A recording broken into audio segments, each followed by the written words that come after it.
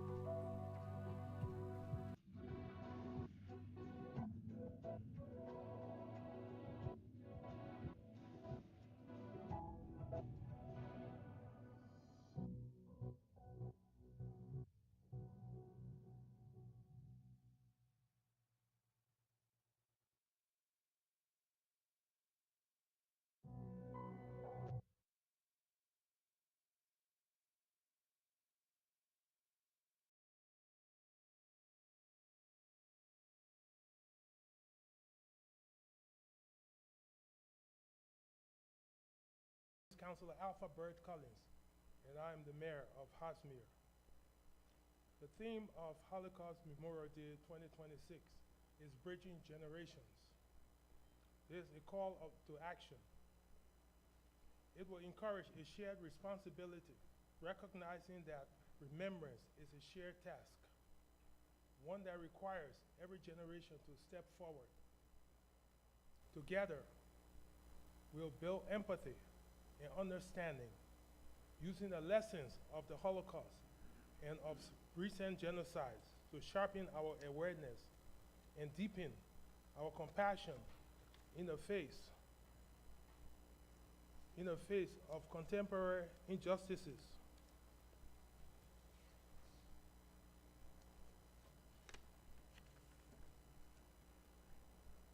I would like to introduce the Deputy Lord Lieutenant of Hertsmere, Hertfordshire, pardon me, Mr. Stuart Nagler.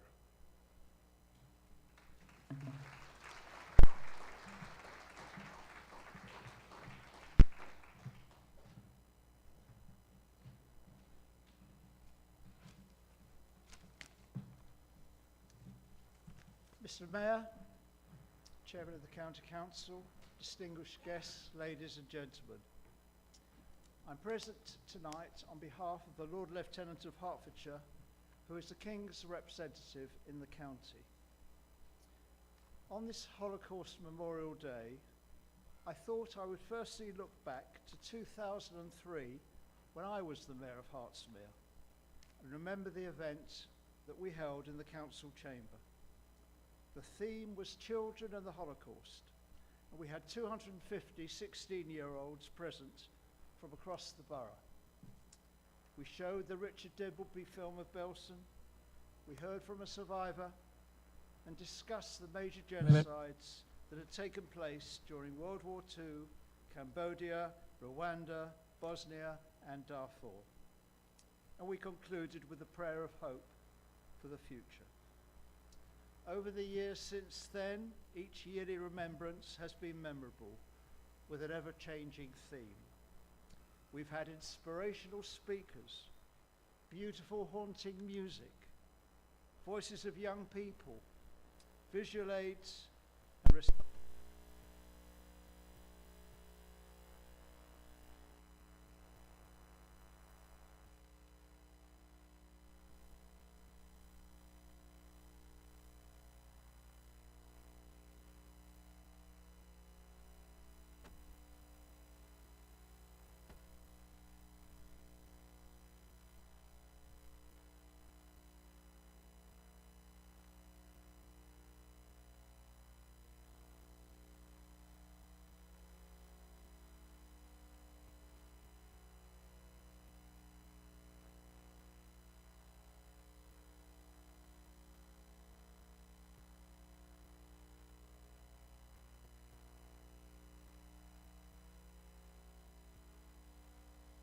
happened and are still happening around the world are a reminder of the tragic consequences of intolerance and discrimination. Here in the UK and worldwide, millions of people face prejudice, discrimination, and hostility simply because of their identity. Today, the language of division, fear, and prejudice is all too common, both online and in person. Police figures show hate crimes have risen year on year, and organisations such as the Community Security Trust and Tell Mama continue to document rising anti-Semitism, particularly anti-Jewish hatred and anti-Muslim hatred. Gender-based persecution takes place on a daily basis in all corners of the world. Discriminating legislation, social attitudes vilifying minorities, and massive Internment of specific groups are all too common. What can we do? We are all different. Why is everyone grouped together? Look at our neighbours. They may wear different clothes. They may eat different food. The children may go to their own special schools. What does it matter? My message today is that we live in a very crowded world and need to live with each other. Some of us stay solely in our own communities, but we need to reach out, to educate, socialise, and get to know different faiths and their customs. Gradually, over a period of time, and maybe with the help of the media, we will learn more about our fellow human beings and understand that being different is a plus, not a minus, and should be both tolerated and welcomed. We remember tonight the 6 million Jewish victims and the victims of all the Holocausts. We say never again, but where was never again in Cambodia, Rwanda, Bosnia, Darfur, or the acts of genocide against the Yazidi? Remember the words of Primo Levi. It happened. It can happen again. That is the warning of the Holocaust to all of us. And it's why it's a duty for every one of us to make never again finally mean what it says. Never again.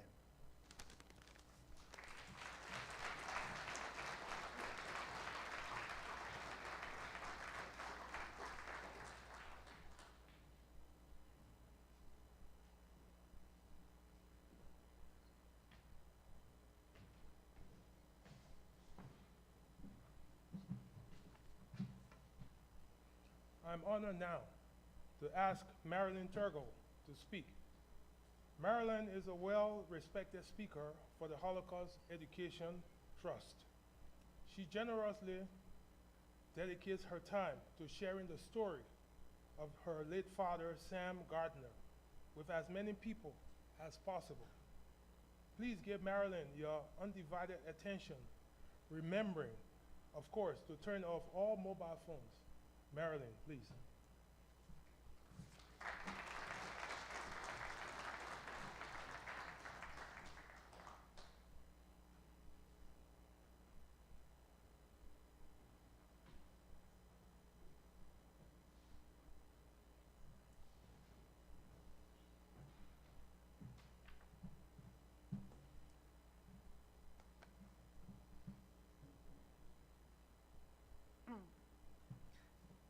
Mr. Mayor, leaders of the council, councillors, all distinguished guests, thank you very much for inviting me to speak this evening. Tonight I do speak for Holocaust Education Trust, but tonight I'm here on behalf of Generation to Generation, another organisation that trains different generations of the Holocaust to be able to carry on their parents, grandparents, and sometimes great-grandparents' stories. So tonight I would like to tell you about my father's story. Has it moved?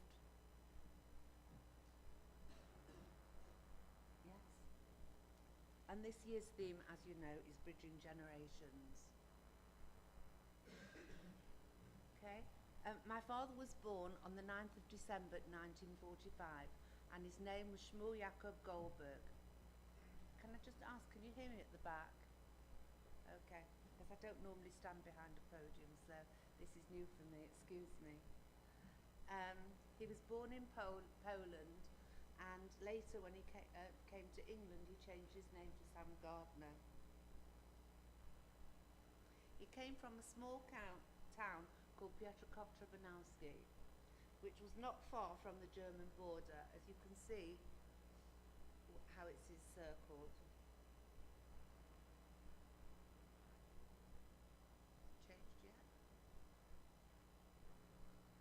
He lived on the 4th floor apartment of 11 Zamarova Street, the apartment on the right, with his mother, his father, his older sister and baby brother, who was born the year the war started. I have no photographs of the family because later on you'll find out they were all taken away. They're a religious family, and at home they spoke Yiddish, although they did all speak Polish as well, which was very useful for integrating into society. They were very modest. You can tell by the house they didn't have much money. And Dad said he lived a very, very happy childhood until the age of 13. In spite of having no money, he said that he had everything he wanted, and his family were a very loving family, and they could come and go as they pleased. There was very little anti-Semitism around. For him, he said it was very little, but for you and me, it might have been worse. When he went to school, he once came home with all his silver buttons from his blazer missing, and he'd been beaten up. But he laughed and said, for him, that was nothing compared to what happened to him later on in his life. But in September 1939, as I said, at the age of 13, life changed almost overnight when the Nazis invaded Poland, and within a few days, because he was on the border, they entered Piotrków-Trzebanowski. The Germans regarded the Jews as the scum of the earth, and they removed their civil rights almost immediately. All the laws that were enforced on the Jews in occupied countries were enforced immediately in Poland. Everybody was sacked from their jobs. Jews at that time could be doctors and lawyers, they could be road sweepers and shop assistants. They worked right across the spectrum. But very shortly after the war started, they arrived at work and were sacked because they didn't want dirty Jews anymore. Children were thrown out of schools.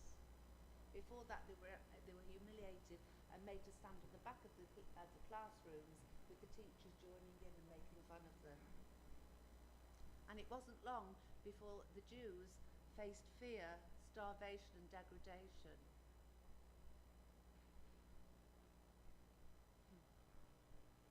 All the Jews were moved into the area where my father lived. The red line around the town was the border of the Jewish quarter. It was actually the poorest area in the town.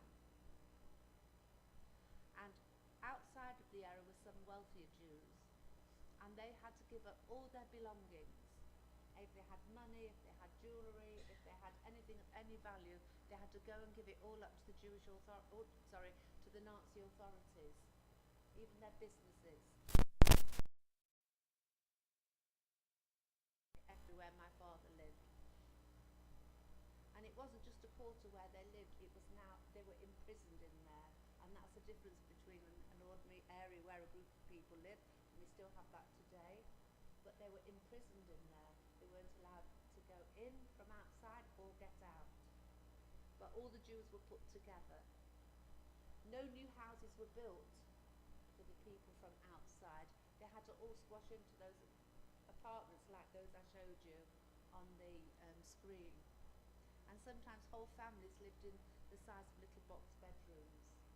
My dad was quite fortunate because his family went to live in his apartment, so at least he wasn't with strangers. And they had very little money and very little food. And the Nazis let very little into the area. and people were not allowed to go out of the area to work. So before long, everybody was really starving.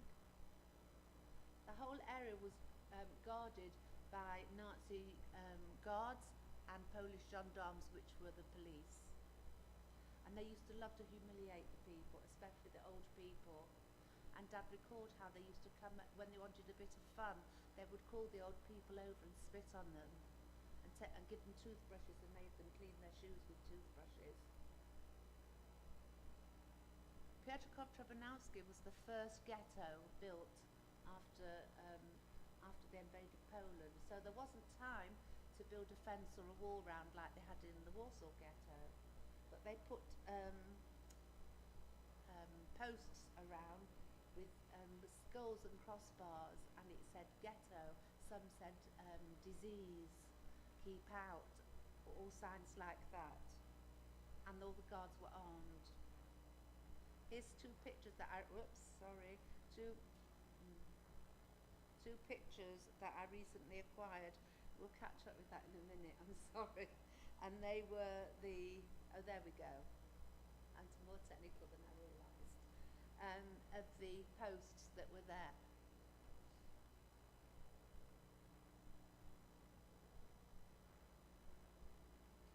In 1942, Dad was already 16, and they'd lived 3 years in the ghetto.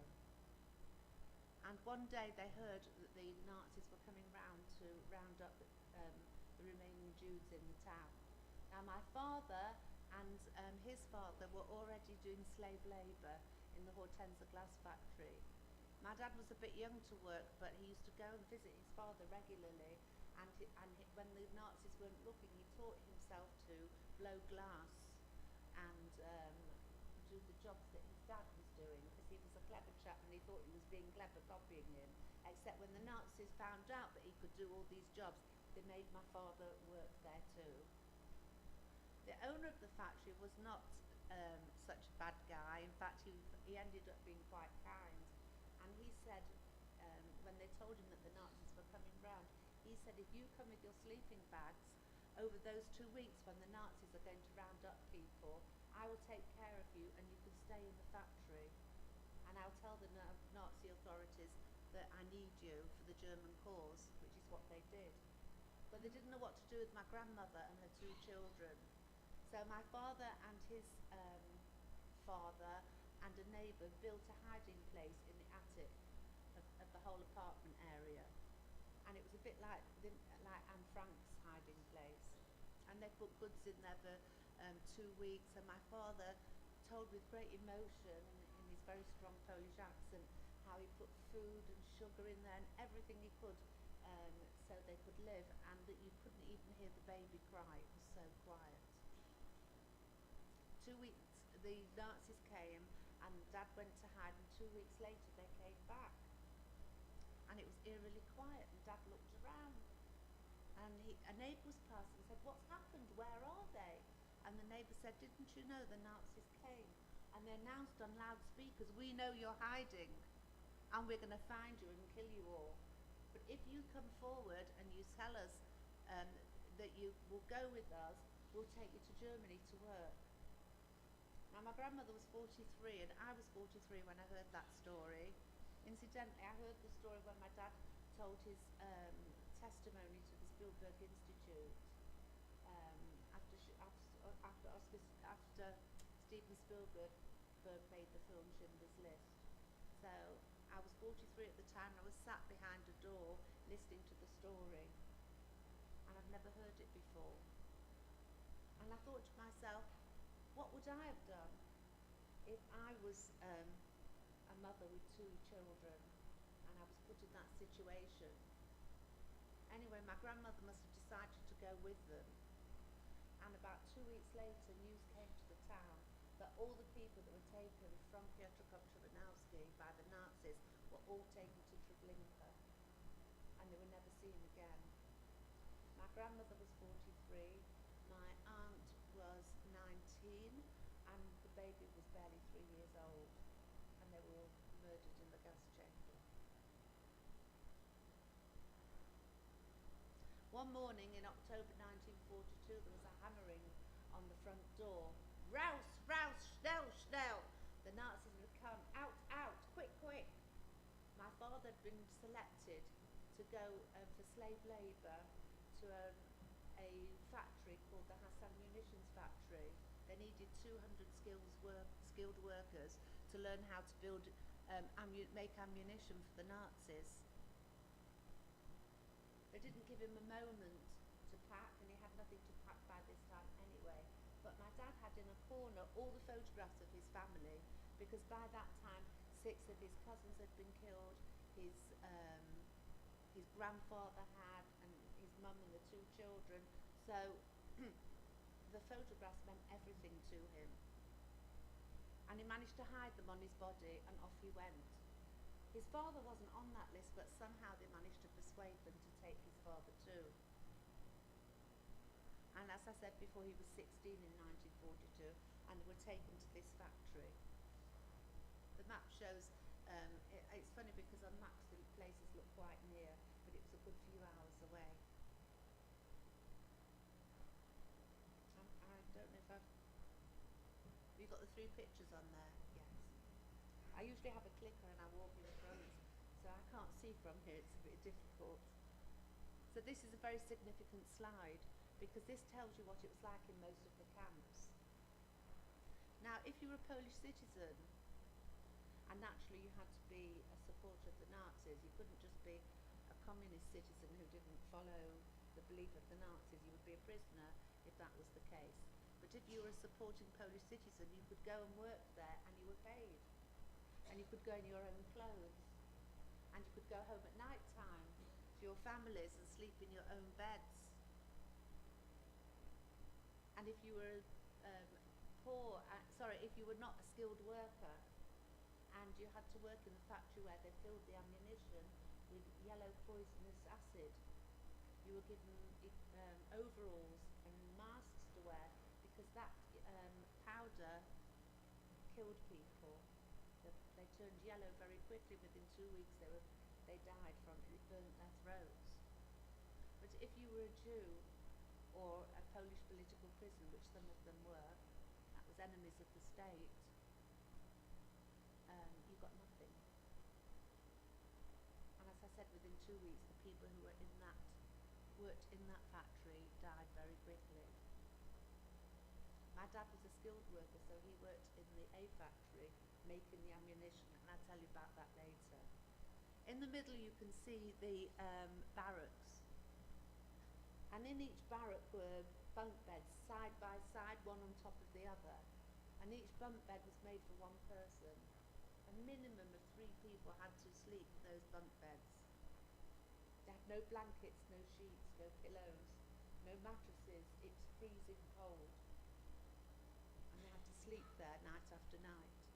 They were given hardly any food. They were given a kilo of bread to share between 12 people every day. Not much more than a slice. And if they couldn't even save a bit for later. You know, you see in films where people have a little bit of food and they're hungry, they'll have a bite and they'll save a bit for later. But they couldn't do that because the rats got everything.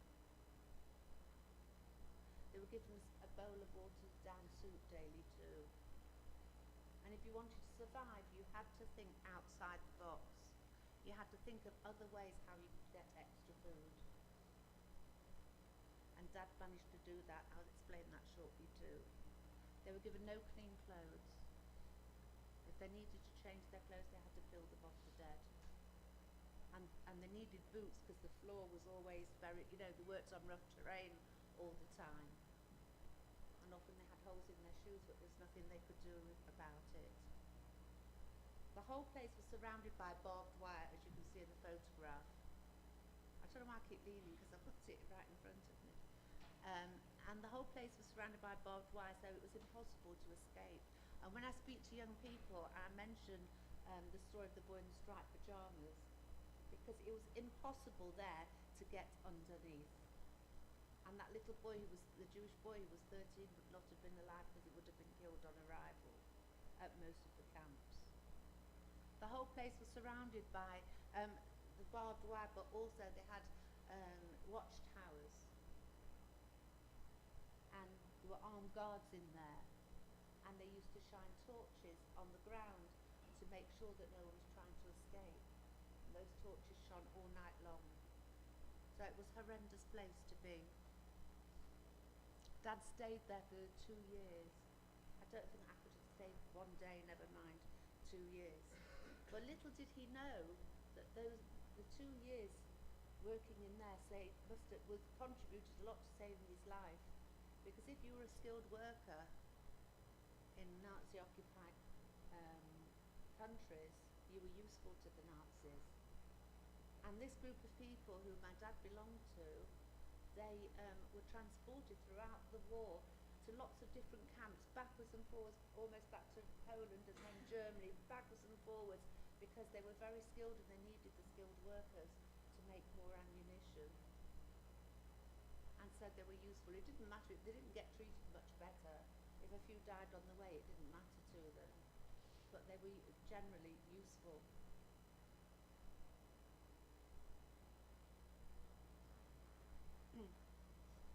My dad used to work in the factory and he used to make the guns and other ammunition. And he used to stand on, I'm coming away from here now, to stand by a long table. Not that he sat with us, but he was by the long table. And as he was working, the Nazis marched backwards and forwards.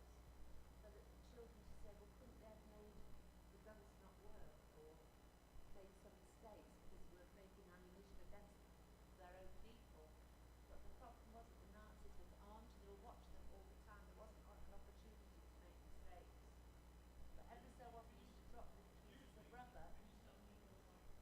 Oh, you would like that? Okay, sorry.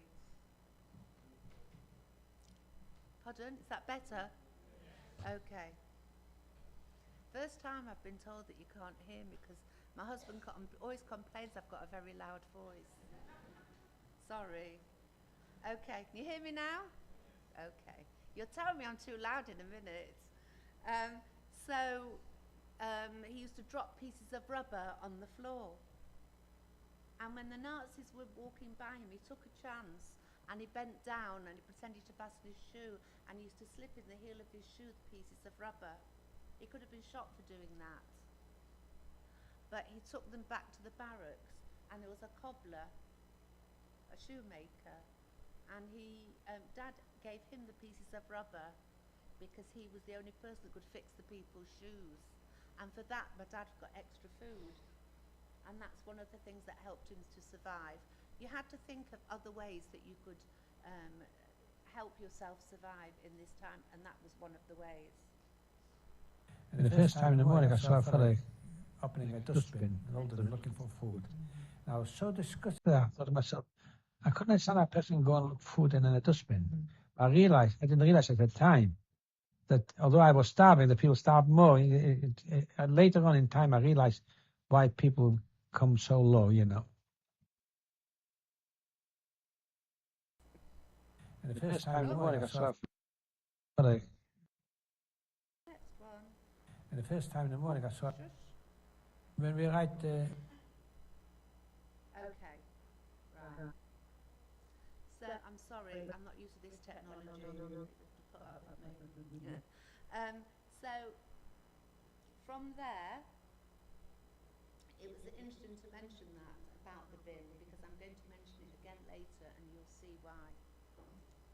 One day they were ordered to the train station and without any warning, and they were put on trains and they were put on cattle trucks because the Nazis didn't think that their prisoners were worthy of sitting in a passenger train. And these were dirty, disgusting trucks that animals had been in. And my father will explain about what they were like later on. I've put 3 there because I really don't know what type he was put in.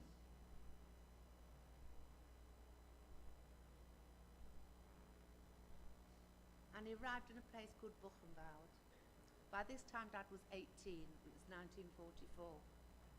And by 1944 the war was already, they were already beginning to lose the war a little and things were changing. And Dad said in Borehamwood they had slightly better conditions. He actually said that it, compared to the other places he's been to, it was like a holiday camp because he got proper coffee and they treated them better. But for him, it was the worst possible thing. And hopefully, he'll tell you. When we arrived in Borehamwood, that was the worst thing he could have done to us. We had to get stripped like we usually do, and usually give you a little bit of soap, and then you went through a shower, and then he gave you, sometimes you were lucky, and you got clothing back, or they gave you clothing. But Borehamwood, they took everything away. I used to carry my photographs from my family, and put my possession. That's what I guarded like, you can imagine, because that's all I had is my mother and the whole family, and a few photographs from my other family relation, and they took everything away, everything what you had. And that was very, very difficult. He found that very hard to cope with, because now his memories of his family were all in his head. And you know, when you don't see somebody for a long time, you begin to forget exactly what they look like. And that was very hard. And I've never seen any photos of anybody in his family. I feel a bit envious sometimes when I hear other speakers speak, and their families are brought from the countries before the war started, or they've managed somehow to salvage some pictures of the rest of their family, but we have none. Now, not only did the Nazis rob them of all the possessions, but they didn't think the prisoners were worthy of having names, and everybody was given a number, and they had to learn the number off by heart, and they had to answer to their number. And if they didn't answer to their numbers, they could be shot. And they also had to have a symbol on their numbers as well.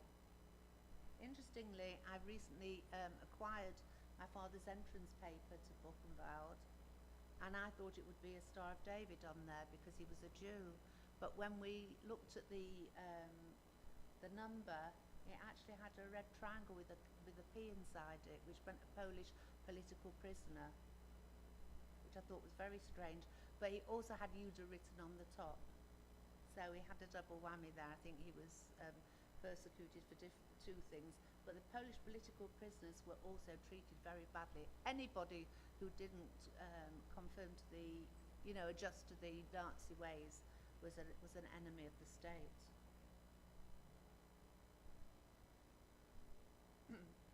At this time, my father was still with his father, and Dad was 18 years old. In December 1944, the year my father became 19, Dad was taken to Schlieffen. And in Schlieffen, it took them about a week to get there. And Schlieffen was another slave labour camp. And there, he was with his father again, and they relied on each other for everything. Now, Schlieffen was also known for terrible cruelty. And there, he particularly said that the soldiers were particularly cruel, and if you didn't stand up straight, you could be shot. If you walked and you swayed the wrong way, you could be shot, just for anything. And by this time, my grandfather had problems with his leg. I listened to my dad's testimony again the other day, because it's good to refresh yourself to make sure that you've got all the facts right. And he said that my grandfather had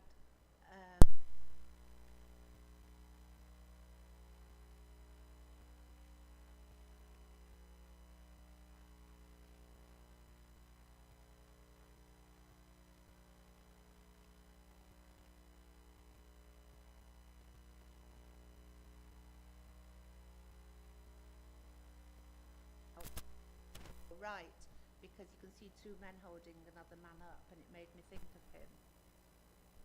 I don't know how they did it, and unfortunately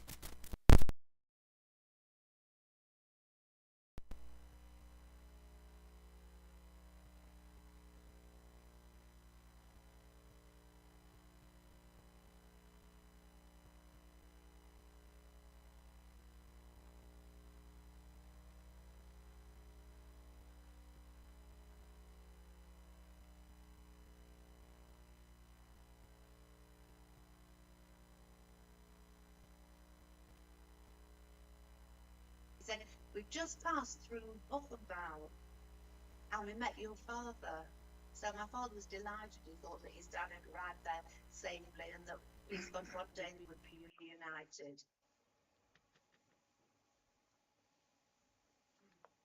From there, yes, they were taken, and not from there, but something I will tell you. Now, you see this photograph. If you look at them, they're wearing caps, and a lot have got boots on and coats, and they're even some of them smiling. That was not during the war. That was shortly after liberation. But the reason I picked this photograph was because can you see a lot of them holding cups and spoons? Everybody was issued with a cup and a spoon, and they had to guard them with their lives. They were only given one. They had to use that for all their eating, etc. The spoon is a very, very important implement in this story. From there, they went to a place called Fleeceburg. All these places had branches of the munitions factory in them. So that's why this whole group of people were transported from place to place, right across Germany and Poland, because they needed them for these factories. It was freezing cold there. But by this time, every night you could hear bombs going and you could hear guns firing, and the Nazis were getting very jittery. A lot of them had already escaped into the forest. They knew the Allies were coming. And the train lines had been blown up. So they used the children. Sorry, I got distracted. They used the prisoners, even though they were there to make the ammunition. They used them to help fix the train lines. And they had the equipment at the side of the train, of the path, but they made them use their bare hands in that snow in order to fix the train lines. And they had no coats, no gloves, only those uniforms. And some of them used to put newspaper in the backs of their uniforms to try and keep themselves warm. But if the Nazis found them, they were shot for doing that. And Dad said, even though they were freezing cold, if you're working very hard, you can work up a mist of sweat on your back. And he said he remembers having sheets of ice on his back while he was working. Those photographs are not from his camp. They're just pictures to illustrate what was happening. Most of the photos are generated from the internet because, as I said, we have those photos. And then on April 1945, Dad was 19, the Nazis ordered everyone to the train station. They got really frightened. They thought the Allies are approaching. We've got to close down the camp, get rid of all our evidence. And they ordered everyone to the train station. And Dad will tell you what happened. Nobody told them to kill us, to shoot us, you know, they don't do that. No orders came through or anything. And they didn't know, most probably, they didn't know where to take us. It was because wherever we went, we stopped for a few hours. The bombing went on, you know, or we had to go out from there. And immediately it's getting now hot. Had no water, no food. And we had no food before we started off. And we're going for Tallinn for a week, and people dying in the train. People, they actually travelled for a month on that train. And he will explain what it was like in the cattle trucks. The train, you couldn't put anybody anymore in. You couldn't lie down and sleep at night, or you couldn't stand without pushing each other. And you couldn't, you know, stand straight on your own. You always, somebody pushes you this way or that way, you know. And I think people were dying, actually. And there were, as I said, there were over 4 weeks on those trains. And the trains travelled around to the different countries. And they knew that because they could hoist themselves up and look out the window. They could see the names of the towns, and they could also identify the different people speaking different languages. And they were in their truck, and somebody said, we know we're going to die anyway, let's have one last go at trying to escape. So they agreed to do it, and they took their spoons, and between them they dug a hole in the base of the truck, and they made it big enough for a body to go through, and they made a list of what order they would go. Dad was a bit nervous, So he waited till everyone else had volunteered first, and so he went towards the end of the list. And the night came. He can't remember, about 4 of them tried to escape the first night. He can't remember all of them. Some of you might have heard the name Arthur Poznansky. He was one of them that tried to escape. And the night came, they hid under the train, and when it was silent and all the Nazis had gone to their accommodation, which incidentally was a lot better than the accommodation the prisoners were in, they tried to escape, but within seconds there were the sounds of machine guns, and nobody dared to go after that. And the next day, when people were told that they could they were allowed to bury the dead along the side of the tracks, a message got back to Dad's truck that those that had tried to escape were amongst the dead, so nobody tried to escape again. As I said, they had no food and water for 4 weeks, and when it rained, they used to lift each other up to that slit at the top, which, just for argument's sake, I'm calling a window, and they used to catch the raindrops and drink the rain. And earlier, when it was freezing cold and snowing, they used to catch the snowdrops, let them melt, and drink the snow. And one day, they would let off the train, and they prostrated themselves on the grass like cows and ate the grass. That upset me terribly when I heard that, because it was just before I was collecting my sons from school, and I always drove by a grass verge, and I saw the grass verge and I burst into tears because I imagined my father there eating the grass. It had a very bad effect on me. And at that moment, my dad remembered, remember I told you there was a man rummaging in a dustbin earlier on in the story.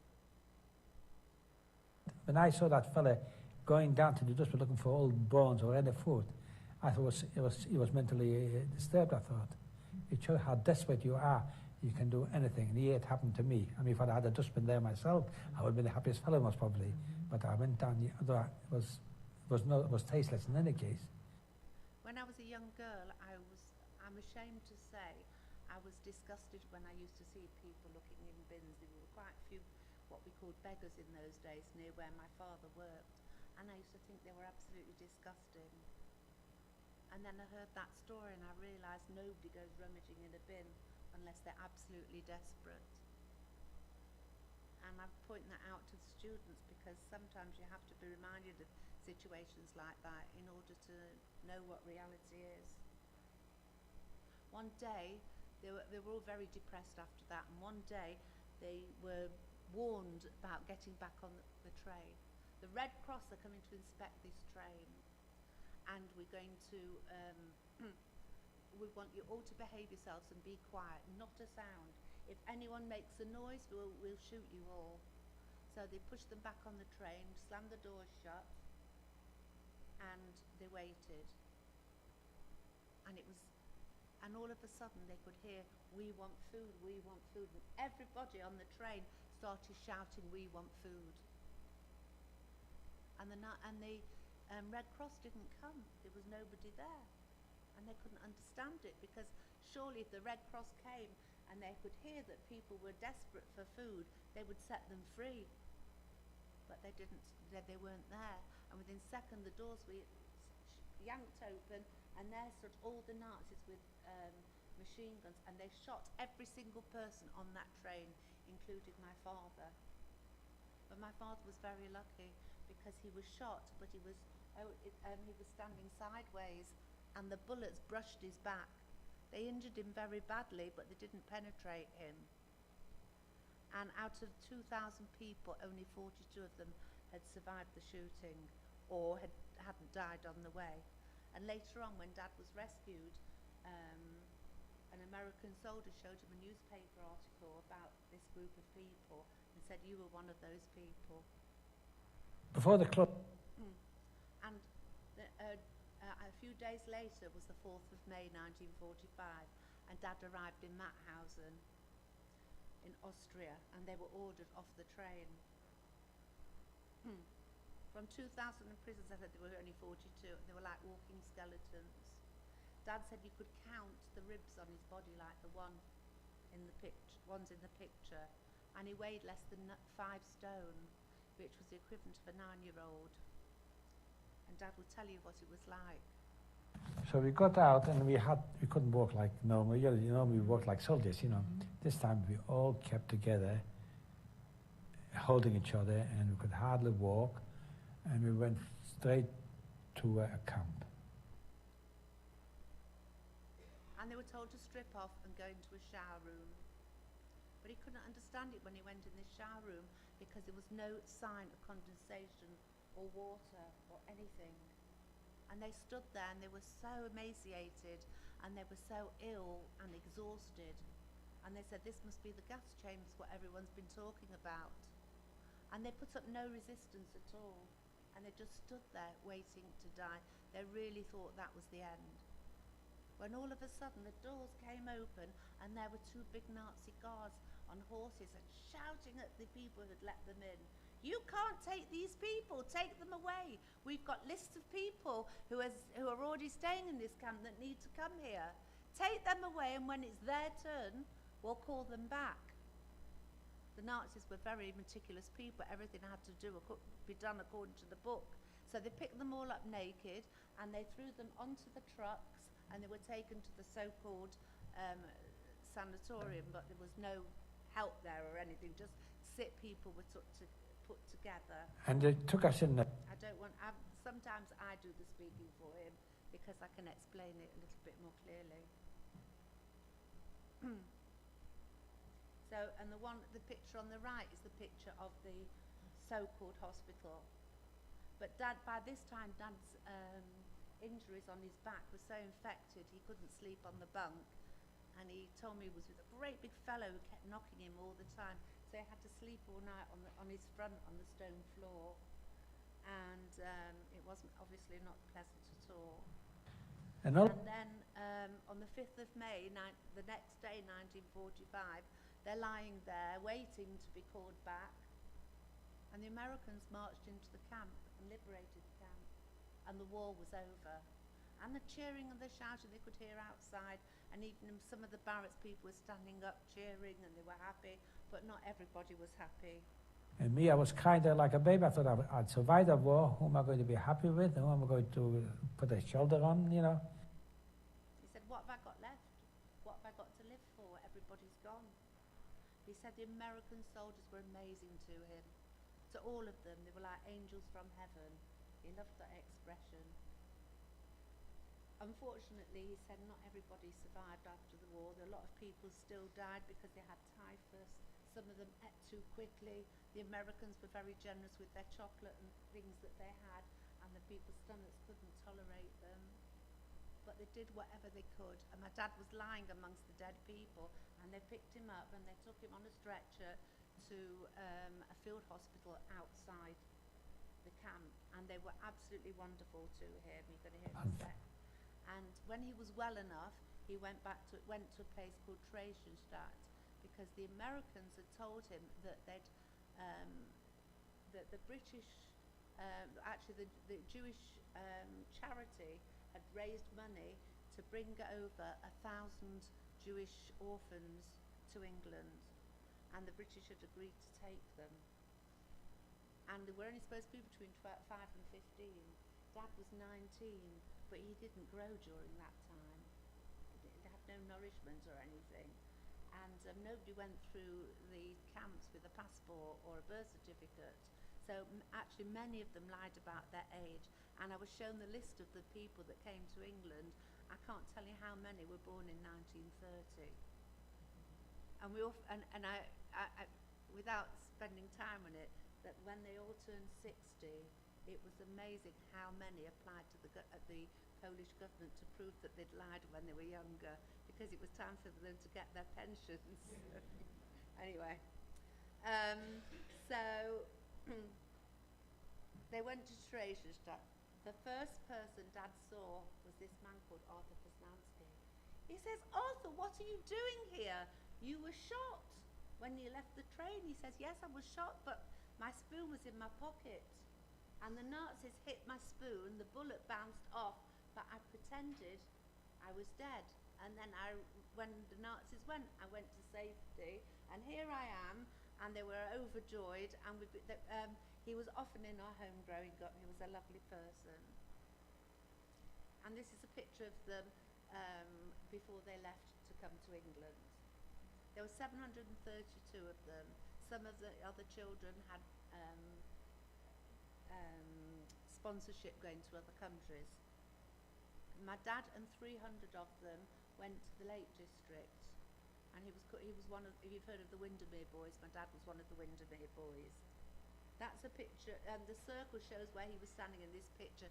There were about 5 of them taken. Very funny story. My friend also was the daughter of a survivor, and she said, Marilyn, have you heard this book? There's been a book printed by a man called Martin Gilbert, and the picture of the boys is in the front of the book. So I says, yes, my dad's in the front of this book. And I says, so's mine. She says, come and see which is mine. And we both pointed to the same person. And we laughed so much, but I really do have proof that they were both there. It was very funny. And they were taken, so they went to different places, but Dad's group were taken to the Lake District, and they went on old RAF bombers, because they didn't have passenger planes like they have today. It took 9 hours to get there. I love how some of them have got suitcases. None of those orphans had luggage, but they asked the authorities, they said to them, you know, we've seen that you, or heard that you take suitcases when you go away, could we have some? And they gave them suitcases, which I thought was very sweet, even though they didn't need them. They arrived at 9 o'clock at night, and it was very dark, and the villagers of where they stayed, and there's whole stories about that, but obviously I can't tell you now, but the villagers were very excited that these young children were coming, and they wanted to make them feel welcome. So in those days they didn't have street lights like we have. Sometimes in the country they still don't have them. So they lined the little road going in towards the estate where they were staying, and they shone torches. But some of the children freaked out because they thought that those torches reminded them of the searchlights in the camps, and they were very upset. But the next day they didn't realise they were in paradise. And that's what the group of people, they were called the boys even though there were some girls. Apparently they didn't object to being called one of the boys. And they called the Lake District Paradise. There's a wonderful programme, it's a drama by BBC called The Windermere Children, and you can get it online. It's the most wonderful story, and they used actors to depict some of the people that were brought to Windermere. My dad had died 4 years beforehand, but all my uncles were on there. They were all friends of the family. And there they taught them some sort of normality and how to enjoy life and to live and to eat, etc. And he said, the people, I'm going to let you hear that. Hang on. The people didn't know, they couldn't do enough for us. They were absolute to us, they were angels from heaven. We didn't realize there's such a thing. People exist, such nice people. Used to walk in the streets, good morning, and how are you? We thought they are working for the Gestapo or something. And fancy asking me how I am. You know, we were not used to that sort of life. And people were so nice, because at home you daren't say you don't like the government, because you finish off, or you daren't ask how do you like Poland. That was before the war, before the Germans. And here all of a sudden we come to a country, we didn't know what a free country means, you know. And they were absolutely fantastic, the British people for us. Everybody, non-Jewish people, majority were only non-Jewish people. And they couldn't do enough. They bought us bikes and clothing, and we got clothing. They actually, in other words, they spoiled us for 3 months. I don't like how my dad kept saying non-Jewish people. I find it embarrassing. But the point was that if in Poland and all the other countries, if a non-Jew spoke to a Jew, they could have been in terrible trouble. They were forbidden to have anything to do with them. So to suddenly come to a country where everybody welcomed them was just unheard of for them. And then from there he went to Manchester, and they taught him for 3 months. He was in a hostel, and they taught him life skills. he was 19 at the time. They taught him how to be a tailor, so he had some sort of profession. They taught him how to use money. Incidentally, my dad never ever used a credit card. And I loved it. You should see the children's faces when I said his mantra was that if you haven't got the money, you don't buy it. You only buy it if you can afford it. And he stuck to that all his life. And slowly became a successful businessman, but he refused to take help from anybody. He married my mum in August 1950. It was a happy and a sad time for him because all those people on the left were just my mother's family. And every single event that we ever had, he also had tears in his eyes because he said, I can't share it with any of my family from Poland. And unfortunately, he found out that his father had been, from the American authorities, he'd found out his father was shot in Borehamwood the day before the war ended. So that was very difficult for him. I come home. And he said he was still, I've only got a couple more slides, but these are quite important. I'm now 70 years of age and I'm still, this shouldn't have happened to me, you know. And I've got everything to live for. I'm not short of anything. I've got lovely grandchildren. I know it's a long time ago and you don't forget these things. But the other thing is, it's annoying. Why should I go through a life like that, you know? I should be the happiest man in the world. But I can never get rid of that. Otherwise, I can't carry even talking now, I can't even. After some, I just think I can talk about it, but yet it doesn't go away. That's the other thing I keep telling people. What Hitler did achieve, he thinks even the people who survived are suffering still now. But he didn't, I don't know why this has come out a bit funny, but the Nazis did not achieve the goal of annihilating us. We're just one family. And these are photos of our family. And hopefully in any kind of genocide, the survivors will have families and they will multiply and hopefully carry on their traditions and make up for the lost people. Some of you might recognise one or two people on there. And Dad had a final message and then I've got a final message. This is very important.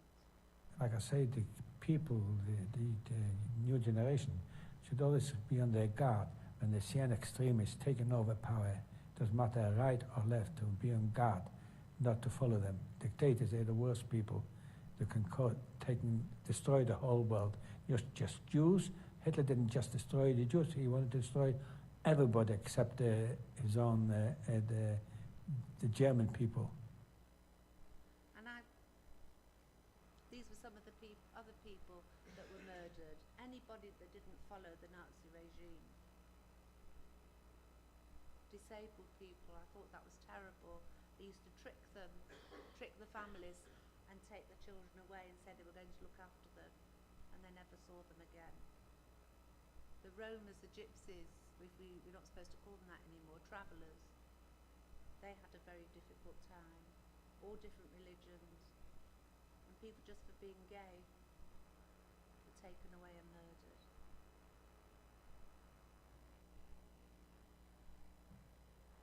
And I have one special thing to say. I just wanted to show that picture. That picture on the left, to me, speaks 1,000 words. That was Dad about 6 months after the war. And the sorrow in his eyes and the expression on his face mean everything. And when I finished my talk, I always say to students, if you learn nothing else from my story, my father's story, so it doesn't matter what race, what religion, what colour you are, what sexuality you are, there's room in this world for everybody. And we should enjoy our differences. That's what makes the world go round. It's fun to learn about other people. And I'd say go and tell your friends and your parents what you've heard today. And if you ever see any form of racism, don't deal with it yourself because you could get beaten up, but tell someone in authority. And hopefully if we learn to live by all these rules, hopefully we can in some small way make the world a better place. Thank you for listening.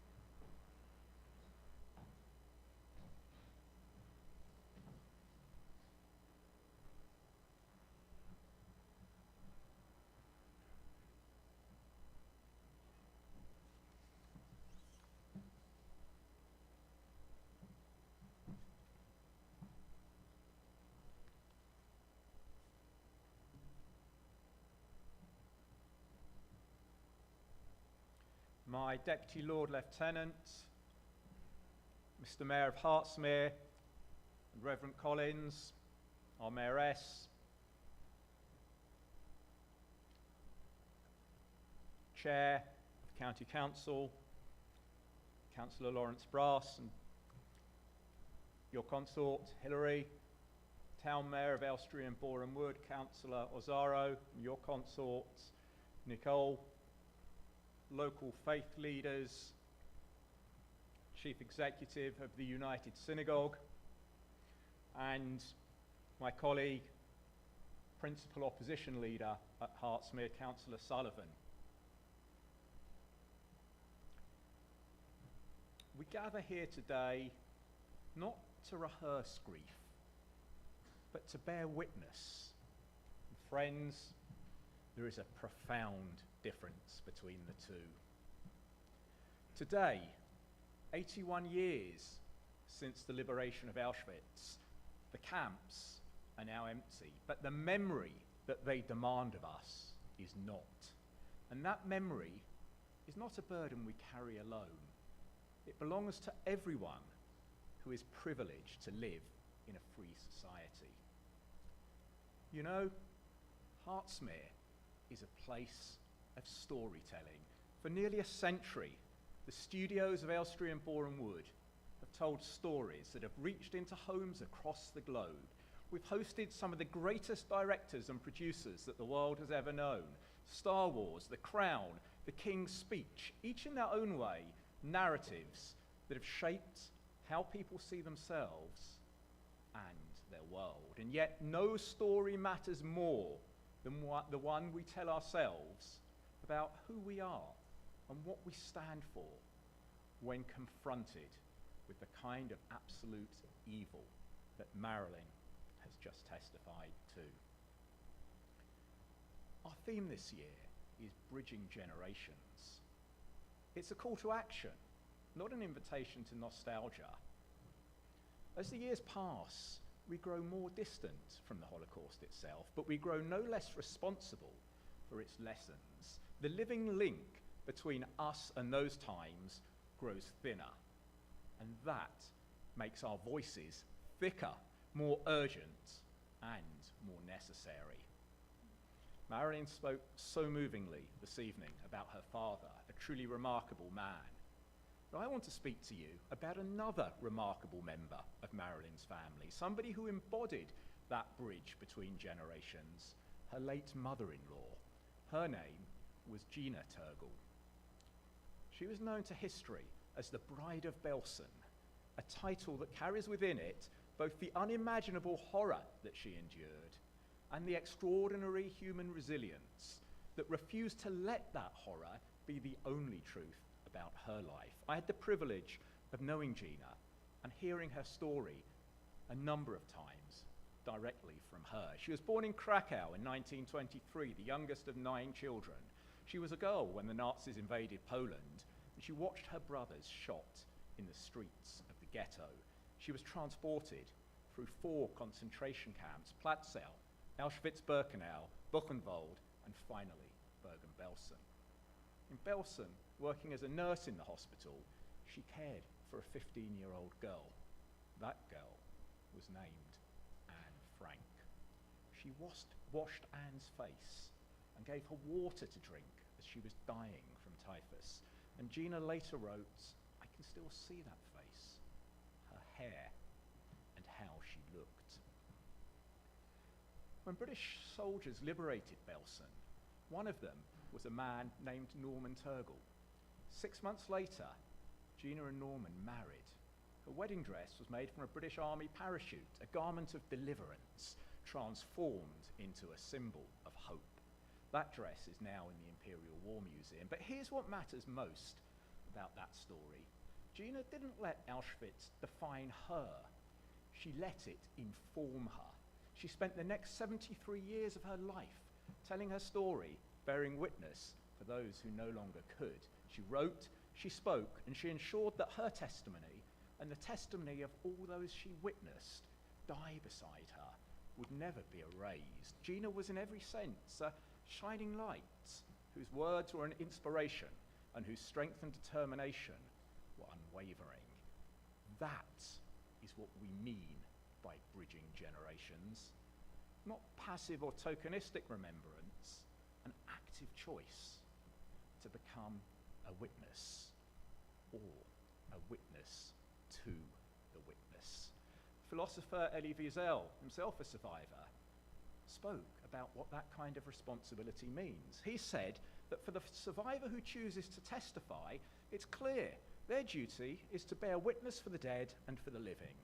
They have no right to deprive future generations of a past that belongs to our collective memory. To forget would be not only dangerous, but offensive. To forget the dead would be akin to killing them a second time. And that, my friends, is the weight that we carry. Not guilt, not paralysis, but purpose. Wiesel also taught us that indifference is not neutrality, it is complicity. Indifference, he said, is the epitome of evil. What he meant was that in a time of atrocity, silence helps the oppressor, never the victim. Neutrality never protected anyone from hatred. It only made the haters' work easier. Now, at this event last year, I spoke about Musk's Nazi salute, and some of you found that uncomfortable. I said it starts with a Nazi salute being ignored in polite company, but a year on, we see that it continued with the Manchester attack and the Bondi atrocity. Now, I come from a political background that's always sought to draw a line at the symbols and rhetoric of hate, to nip it in the bud, to speak out, and to play whatever role we can in closing down the kind of atmosphere and discourse that leads to such horrific events. To Jews being hunted and killed for being Jews in 21st century Europe and Australia.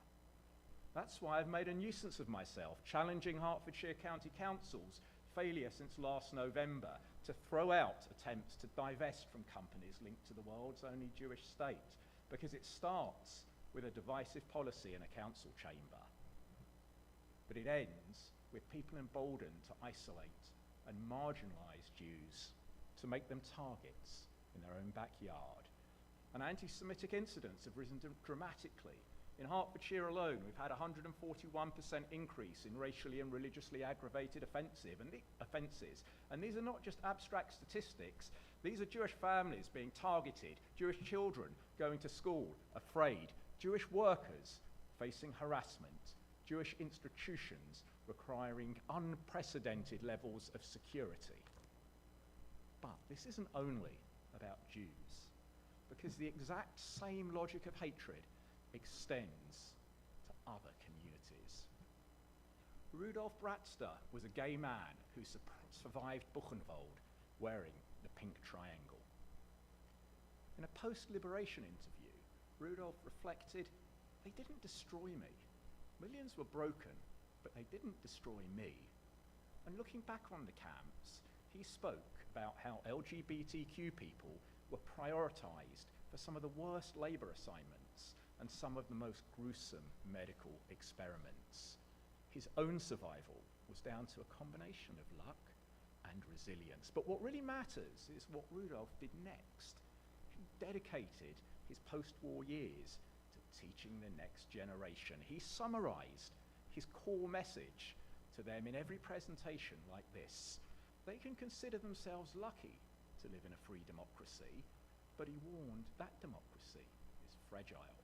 Hatred that begins with gays, just as that which begins with Jews, extends to all communities that don't fit its narrow definition of acceptable. Rabbi Jonathan Sachs took Elie Wiesel's teaching even further, and he adopted Rudolf Bratzter's language years later, when he articulated something that today's world desperately needs to understand, because it speaks directly to things that we see happening today. He said, "The hate that begins with Jews never ends with Jews." He went on to characterize anti-Semitism as a mutating virus, and that's because it survives by changing its appearance.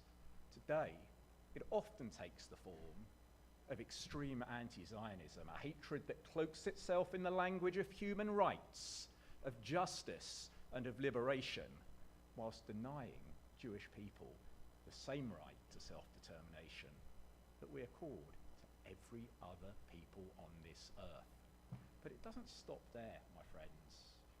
It's corrosive. It sets the tone for the kind of discourse that's led to demonisation of refugees in Hertfordshire, to increased attacks on LGBTQ+ people around here, and to hateful online rhetoric against our friends in our local Muslim community, just because they're building a new mosque in Borehamwood. These are all mutations of the same old virus. It's about societies that can't accept responsibility for their own failures and instead seek a scapegoat to blame. It's about the failure of groups to build their futures by their own endeavours. And here's the thing.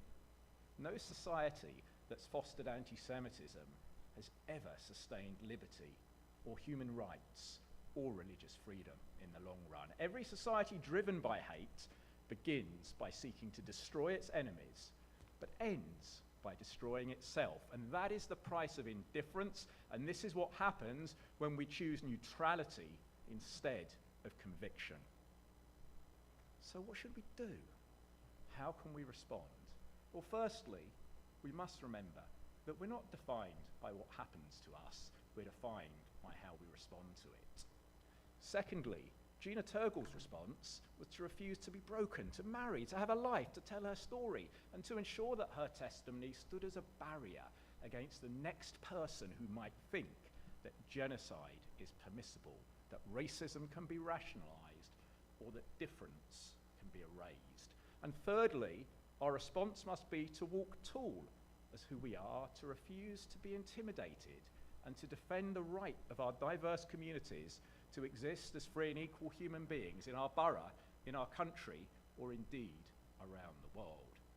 Fourthly, we must reject indifference. It's not enough to deplore the Holocaust.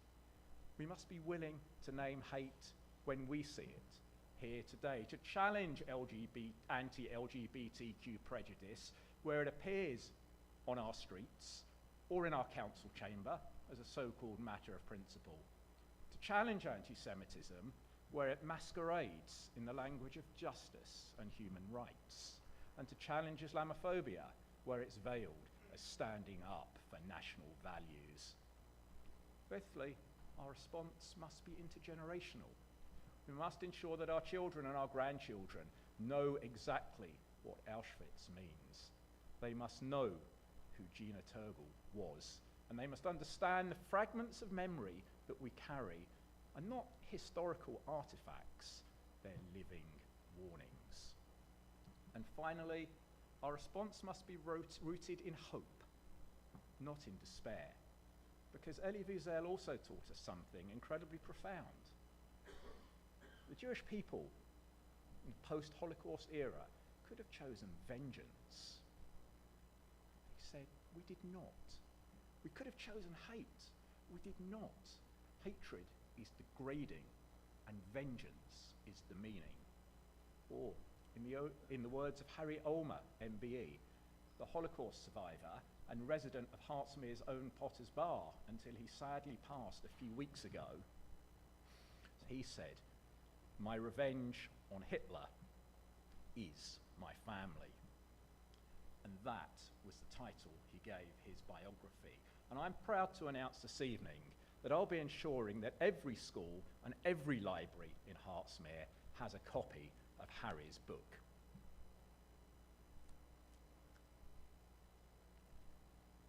Harry's generation, Gina's generation, Aaron's father's generation, the survivors, they chose to live, to build, and to testify, to refuse to let the darkness have the final word.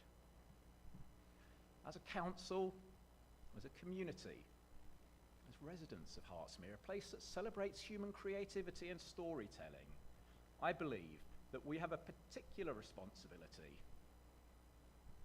The stories that we tell around here matter. The narratives we permit to flourish matter. The hatred we tolerate matters.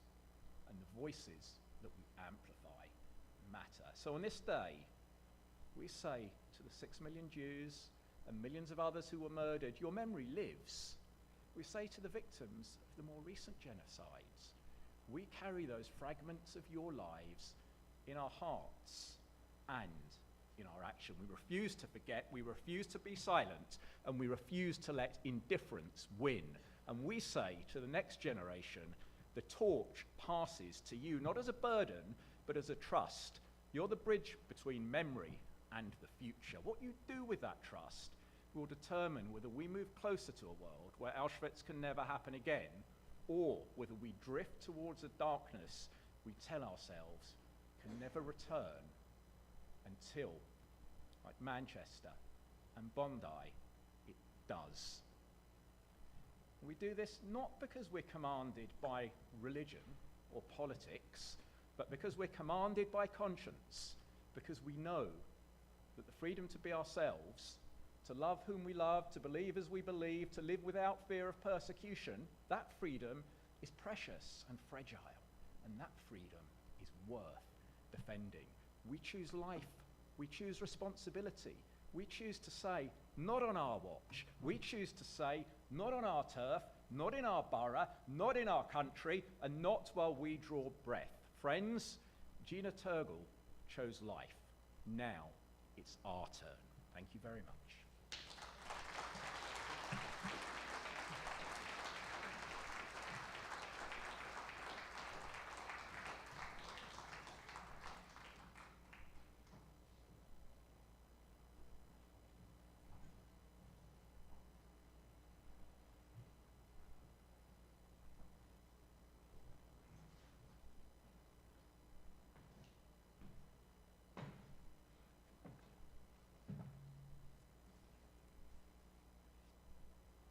Good evening.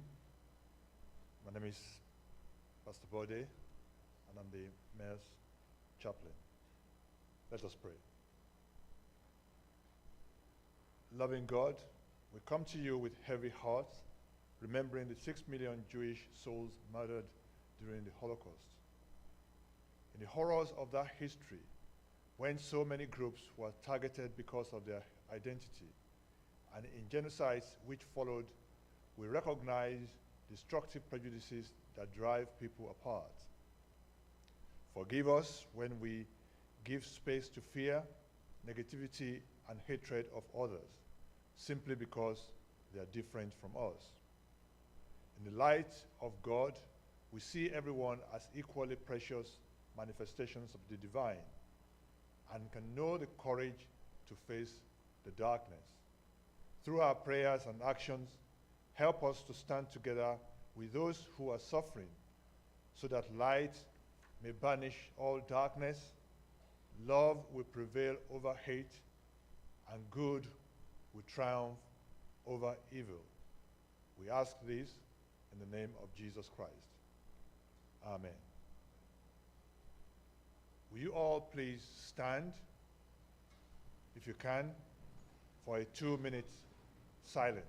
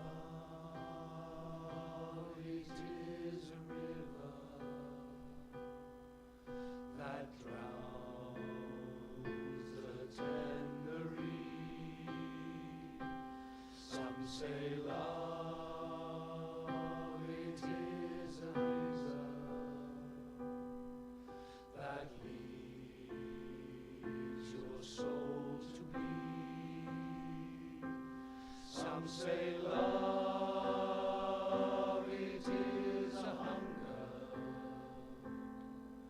an endless aching need.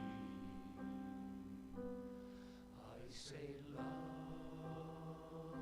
it is a flower, and you, its only seed.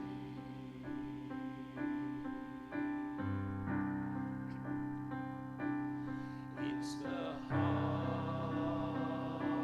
afraid of breaking that never learns to dance. It's the dream afraid of waking that never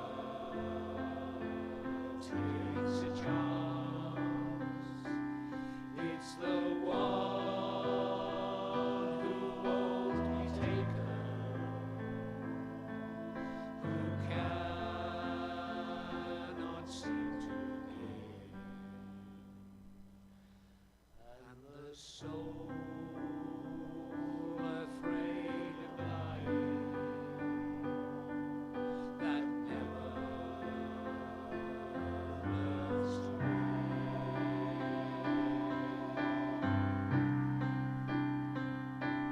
when the night has been too lonely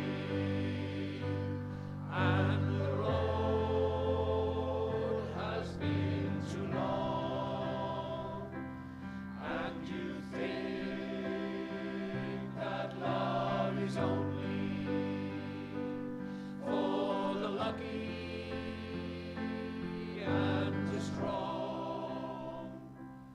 Just remember, in the winter, far beneath the bitter snows, lies the seed that with the sun's love in the spring becomes the rose.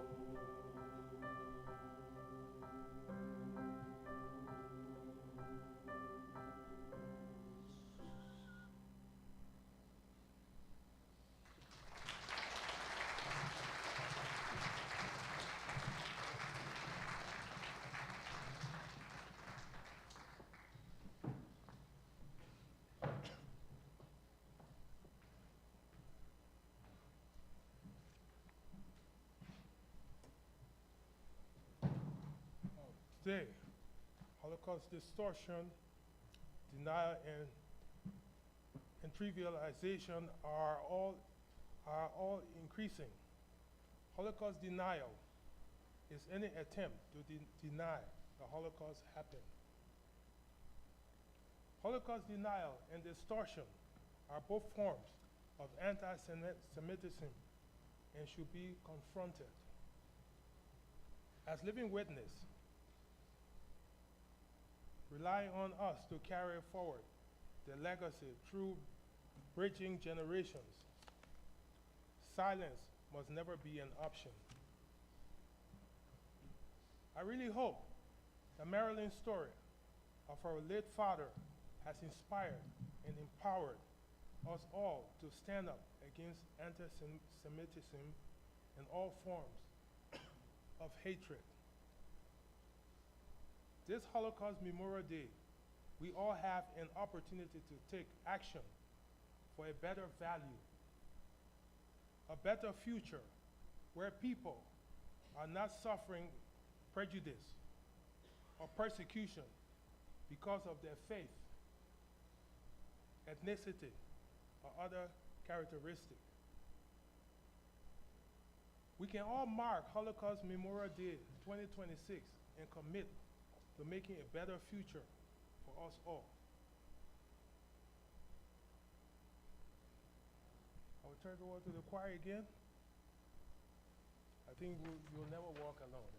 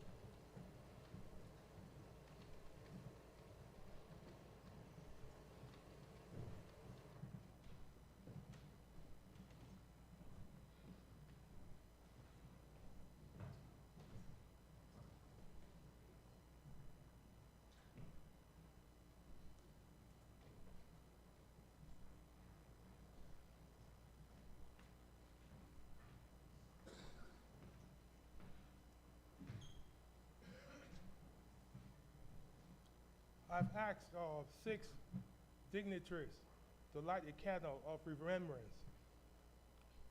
May I ask those 6 to make their way to the front of the stage when I call? The first to be called is the Deputy Lieutenant of Hertswood. Will light their first candle for the Holocaust, please.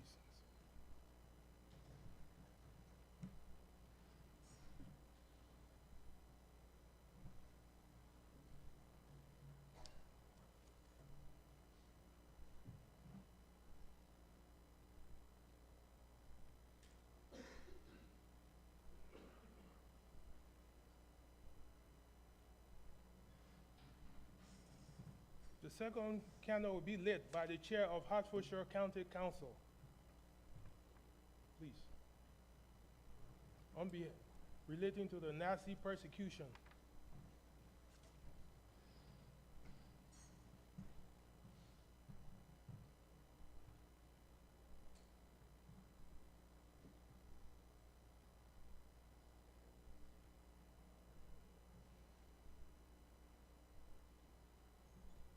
The leader of Hertsmere Borough Council will light the 3rd candle for the genocide in Cambodia.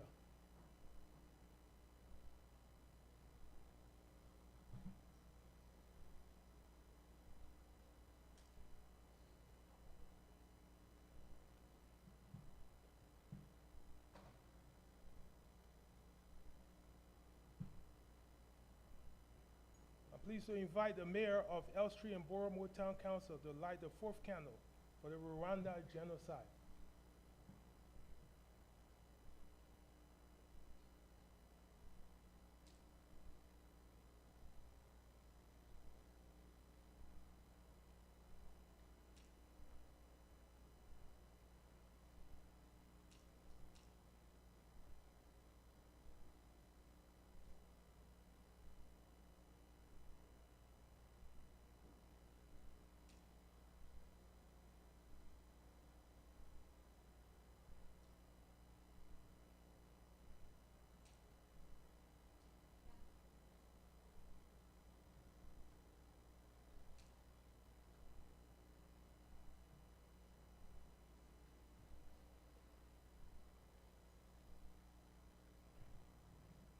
The 5th candle will be lit by the leader of Hertsmere Borough Council.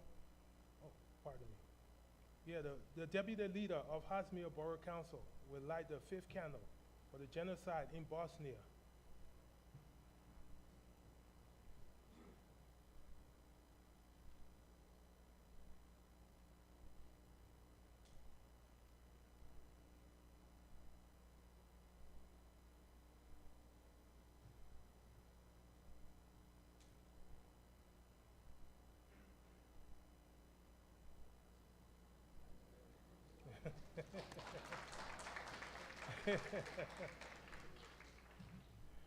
And finally, I will invite the leader of the Hertsmere Conservative Group to light the 6th candle for the Darfur genocide.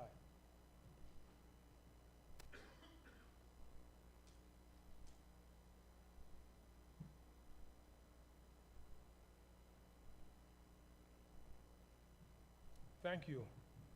These 6 candles are lit to remind us not to forget and to strive to support the weak and oppressed. Just before we close, there are a significant number of individuals who have helped to make this evening the success it has been. I would like to thank the Deputy Lieutenant of Hertfordshire for sharing his story. Our speaker, Marilyn Turgle, who kindly shared her father's story with all of us. Welling Garden City Mill Voice Choir for their wonderful performances. Also the Hertsmere Volunteer Police Cadets for their help in organizing the lanterns. Thanks to the leader of Hertsmere, Councillor Jeremy Newmark, for his contribution. Also the mayor's chaplain, Pastor Borehamwood. And I would like to say a big thank you to Hertswood Academy, who made it possible for us to use this great theater. I would like to say thanks to all of you for your support. There will be tea and coffee served in the foyer. May I wish you all a good evening and a safe journey to your various homes. May God bless you. And thanks again for coming.